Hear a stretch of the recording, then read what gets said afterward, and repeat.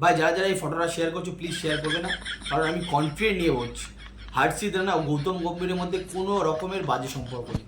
তারা শুধুমাত্র coach R student. But তোমরা যে এই ছবিগুলো শেয়ার করছো এটা একদমই ঠিক না। তাদের মধ্যে কি তোমার মনে হয় উল্টোপাল্টা সম্পর্ক আছে?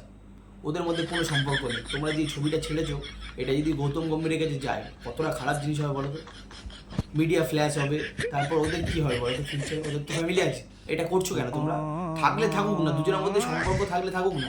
হার্ষিত রানা আর গৌতম গম্ভীরের মধ্যে যদি কোনো সম্পর্ক থাকে থাকুক না, তাহলে তোমাদের কি আছে?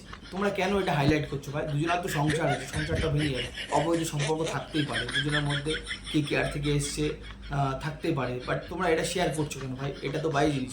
তোমরা এটা শেয়ার করো না, বেশি বেশি শেয়ার করো না। এই জিনিসটা গৌতম গম্ভীরের কাছে গেলে কিংবা হার্ষিত রানার কাছে গেলে ওদের ফ্যামিলি আছে তো, যে এতটা ব্যাকআপ কেউ করতে পারে? এইসব হওয়ার পরে কি এতটা ব্যাকআপ করা যায় অ্যাকচুয়ালি? কেন তিনটে ফরম্যাটে একটা প্লেয়ার কীভাবে ব্যাকআপ করতে পারে? গৌতম গম্ভীর তো সব ফরম্যাটেই হার্ষিত রানা আছে, মানে হতে পারে তাহলে গৌতম গম্ভীরের সঙ্গে কোনো হার্ষিত রানার সম্পর্ক থাকতে পারে। এর কারণেই হার্ষিত রানাকে প্রতিটা ফরম্যাটেই রাখা হচ্ছে।